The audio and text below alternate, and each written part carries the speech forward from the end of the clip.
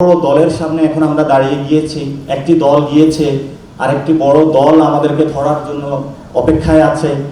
যে একবার বলতেছে যে তোমরা তো বাচ্চা ছেলেরা ইলেকশন করতে পারবে না, একবার আমাদেরকে চ্যালেঞ্জ দিয়েছিল, ওরা কি পারবে, আমাদেরকে তো ক্ষমতা থেকে নামাতে পারবে না।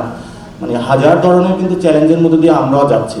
তো ইনশাল্লাহ আমরা পার্লামেন্টে যাব এবং সরকার গঠন করবো। এটাতে বাংলাদেশের 18 কোটি মানুষ কোনো সন্দেহের কোনো অবতারণা রাখার প্রয়োজন নেই।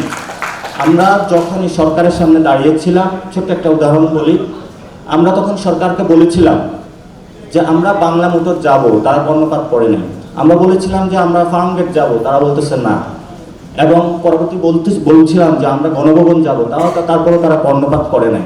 বাট আমরা যখন গণভবনে গিয়েছি, তারা হলো আপনারা দেখেছেন সচক্ষে সবাই প্লেনের ছবিগুলো হলো ভারতে পালিয়ে গিয়েছিল।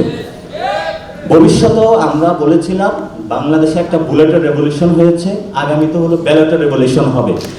এই তরুণ প্রজন্মকে সেই ব্যালটের রেভলিউশনে বাংলাদেশের কোনো শক্তি নাই যারা প্রতিহত করতে পারবে।